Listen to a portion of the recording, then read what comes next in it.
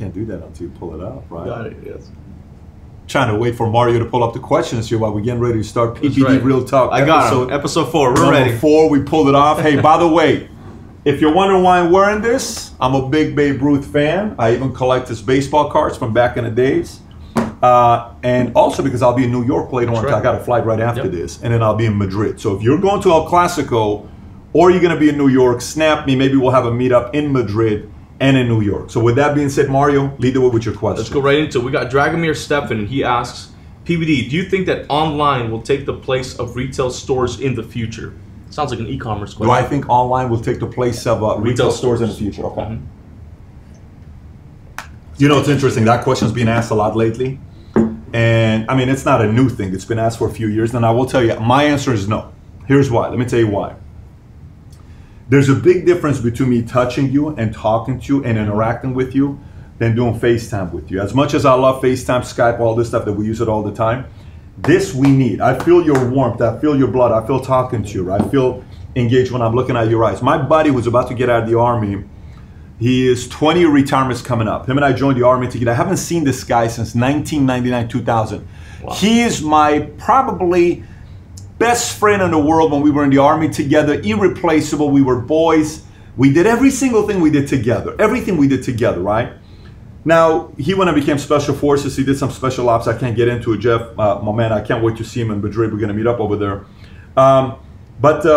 So he and I have Skyped already 5 times in the last 6 months because he was gone for 8 years for different reasons. So him and I are going to Skype. We Skype for 5 times. Every time I speak to him, it's great. But you know what I can't wait for? I can't wait for the moment I see him and I go like this with him. I can't wait for that. That is why online stores are not going to go away, because we need human interaction. We have a need for this. That experience needs to be there. Now, those companies who don't embrace this concept and build their businesses, their retail stores off the need for this, they're going to be left behind. That's a guarantee. That's a guarantee. But those retail stores that embrace this and understand that as much as internet's going to be done, I still need to come have human interaction, they're going to have an advantage. Now, here's the other thing. There's some people that say, well, retail stores are becoming showrooms, because even dealerships nowadays, you go to a dealership and all you do when you go to a dealership is look at the car and go buy it online, which is true. That's also what I do. Matter of fact, when you go to stores and always watch customer behavior, anytime you go to a store and you see customers going like this, boom, boom, boom, boom. They're taking pictures in the store, right? What do you think they're doing? You think you're doing that because they like that picture, they want to post it on Instagram. They're doing that because they're going to go buy it online for 40% cheaper, 30% cheaper, 20% cheaper, whatever the discount's going to be. Maybe you've done that before. Most of us have done that before. Yeah. I think anybody moving forward on the retail side, just like with Amazon. Amazon put a lot of bookstores out of business. And I said this, I don't know how many years ago, 5 years ago, 6 years ago. I said Amazon's going to put bookstores out of business. Then they're going to come out with physical bookstores, but they're going to add an experience to it. And they just announced a year ago or something their first physical bookstore, I think in Seattle. Those who figure out the human interaction that we need and add it to their retail stores, I think they're going to have an edge over those who don't. Got it. Next question here is by Ronnie Goodrich. He says, PBD, how do you minimize entrepreneur risk given the stats that 9 out of 10 fail? Is it luck to get rich or science? So here we go with the luck and the science. So let me give you both sides. So those who become rich hated when you say they got lucky, okay?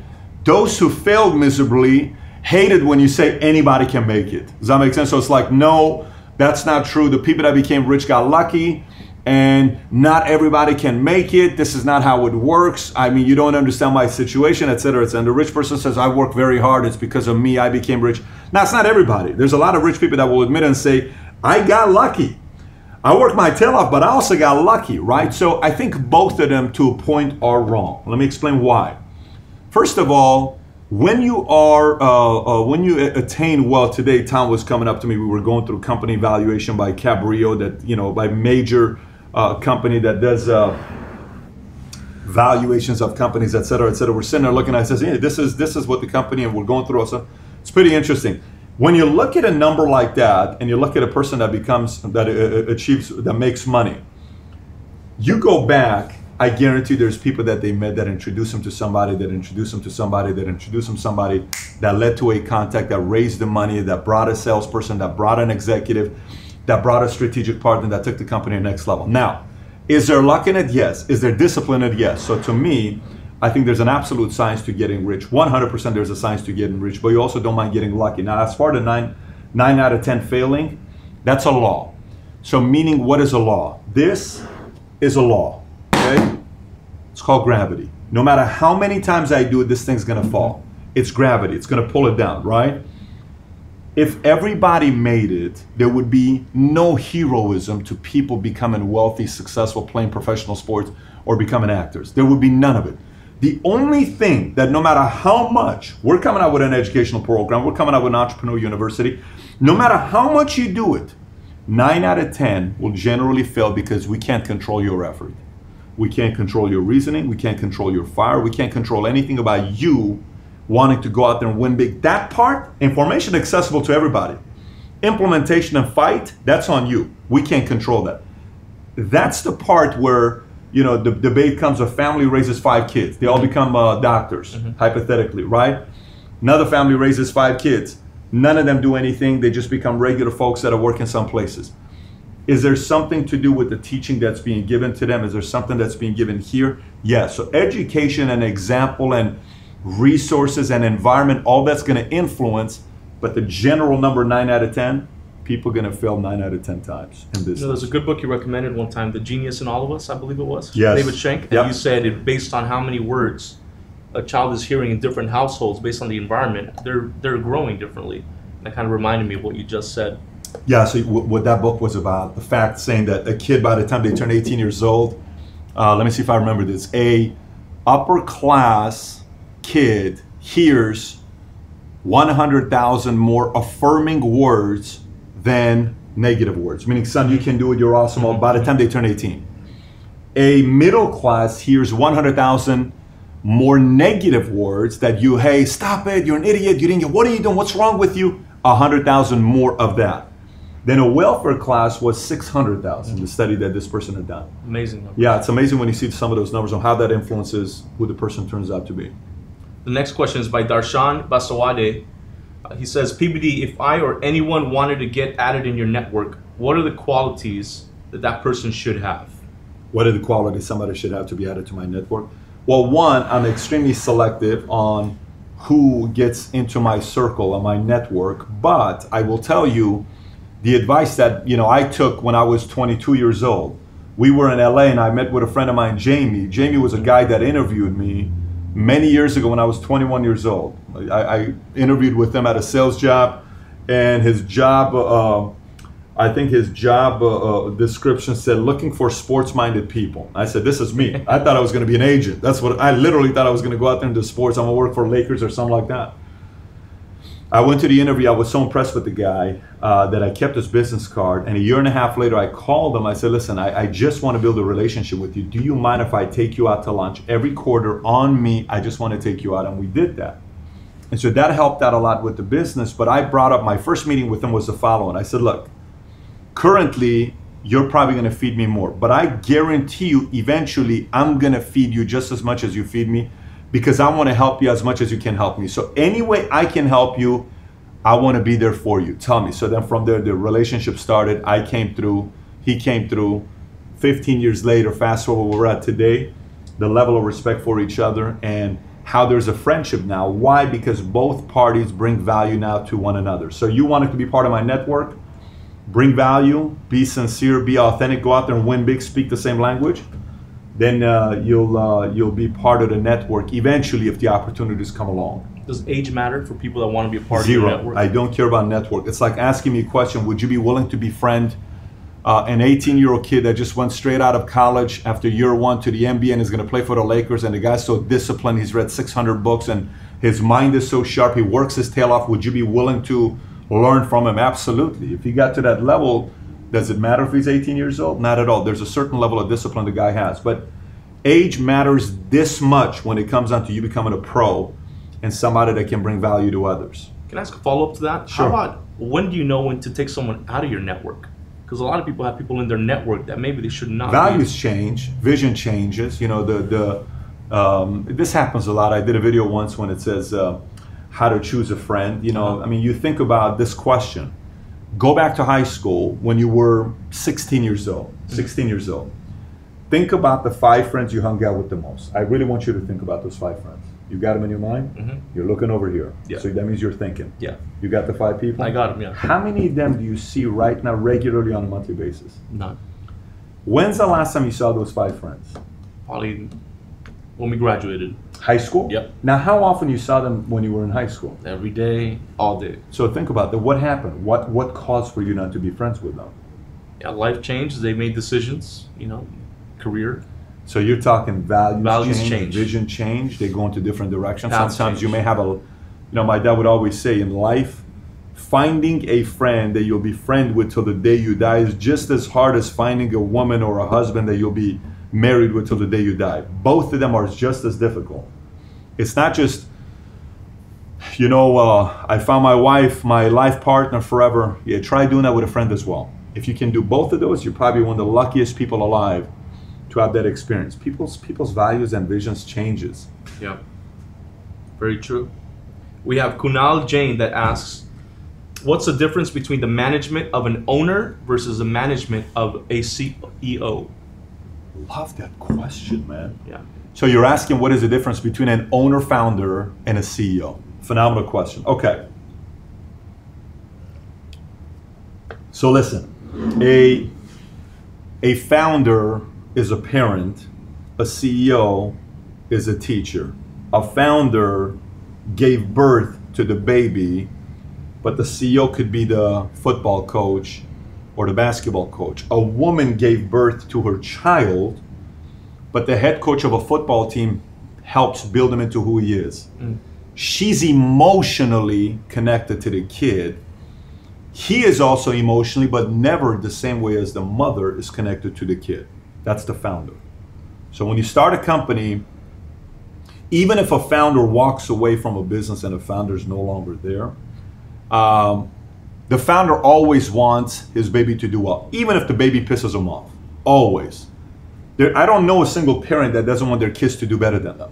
Right. I don't know a single parent. Even if the kid irritates them, gets on their last, I don't know a single parent that doesn't want to see their kids do better than them. Every parent wants to see their kids do better than them. That's the founder, the owner mentality, and then that's the, what do you call it? That's the CEO mentality. One of the reasons why I wanted to give equity away to our sales force, which I was advised by so many people not to do it. Save all of it to yourself. Don't do it. This is yours. This is your baby. I said, no, that's the difference between me and you. I don't want to do it that way. And, oh, no, you don't understand. You should be doing this. You should be doing that. You know, you shouldn't be a mess. I said, no, that's exactly the problem with the way you're thinking. I'm going to give equity. Why? Because an owner treats it like their own blood, like their own kid, like their own business, like the thing that they put blood and sweat into it. They treat the company quite differently versus somebody who doesn't. So I would say that's the biggest difference between a founder, an owner, and a CEO. And by the way, this doesn't mean another CEO cannot come and take the company a whole different level. We just had a meeting with one of the insurance companies who he came in as a consultant at a time he was hired for 90 days. 15 years later, he's still the CEO of this insurance company because he treated the company better and he treated it like his own and he turned the entire company around into what it is today. That's a head coach that was emotionally vested into the crusade of the company, the cause of the company, helped take it to the next level. But big difference between founder and CEO. Very good. Then we have Luciana Lurashi, who says, Pat, when do you know whether to consider making your competition an alliance? Does it happen often to you? It happens all the time. It happens all the time. It happened to us. We had, at the beginning stages of starting the company, I got a good insurance contract, and we made this big announcement, big bombshell. Hey, guess who's partnering up with us? It's so amazing. These guys are coming through, et cetera, et cetera. They come, they train, everybody gets licensed, appointed, they start writing, they buy it for their kids, their family members. You remember this? Of course I do. 3 months later, they call me on a Monday morning and they cancel the contract. I mean, I'm in business for 6 months. So now I said, what are you doing? He says, we're canceling you. For what? We're canceling your contract. What do you cancel my account? I can't give it to you. If you want, you can go through this other guy because we have to have loyalty, et cetera, et cetera. So they were trying to keep another guy happy. I said, we're not doing that. He said, well, that's your choices. I said, we're not doing that. That's not what we're doing. So I almost went out of business. And I promised myself this name, a guy named Lewis. I said, I will never do business with this guy named Lewis ever again. Now, fast forward 7 years later, 6.5 years later, 6 years later, I end up meeting with another guy named Jay, great guy. Through him, I go back and rekindle with the CEO of that company, not Lewis, another CEO of the company. And we have the initial meeting. I said, listen, I just want you to know, this is what happened. I'm not happy about it. So if we're going to do this, we can't do this moving forward. Not at all. And then boom, boom, boom, we went back and forth. And then a relationship was built. Then we went to dinner. We had several moments of he and I spending time together. And we found out what the business is all about. We had so many things in common. And now, happily doing business. They were here last week, the entire morning, the CEO was, and extremely great partnership that it's been so far, and I foresee this thing growing even more. But it had to come down to this strategic partnership making sense for both parties. So both parties had to be willing to sit down and say, look, my bad, I'm not happy, I understand, we'll make it work. Then we did. Now everybody wins. Seasons changes, people change. We mature as we age. Said there are some permanent enemies, but there are very few permanent enemies. There are enemies that you'll have that end up evolving into great strategic partnerships that you have in business. But I would say that's probably, now on the complete opposite side, Steve Jobs went to Bill Gates for money to build Apple. And Bill Gates gave him $300 million. And if we wouldn't give him $300 million, there's a high likelihood Apple goes out of business. I mean, this is what you read about and you hear about, right? And Steve Jobs goes up and opens up his meeting at Apple with the following way. He says, for many years, we said, in order for Apple to win, Microsoft has to fail. He says, that's been the mindset. He says, times have changed. And so the whole message was about collaboration, strategic partnership, et cetera, et cetera. Bill gives him $300 million, bails him out, goes up there and does what he does. One of the best interviews you'll ever see is Bill Gates and Steve Jobs in red chairs. Highly recommend watching that if you haven't. You see two enemies talking to one another like they love one another. As much as they fought, they like they love one another. So it all depends on the opportunity, and it all depends on both parties willing to do it. And sticking around long enough in order to be able to then sit in the chair like you did and consider them. Yeah, sticking on long enough. I mean, you got to have a memory because people need to know what values matter to you the most. Like you have to have standards. You can't compromise your standards. But at the same time, I mean, some relationships make sense to team up, even though at one point you were enemies and you couldn't stand each other. Very good. That's the last question. We got to pick the winner. We got to pick who the best question was. So I will tell you the one about the CEO and the owner, because that's a mature. Kunal Giant. Kunal, how old are you, man? You look like a young kid here, and he asks a question like this. He absolutely deserved this shirt.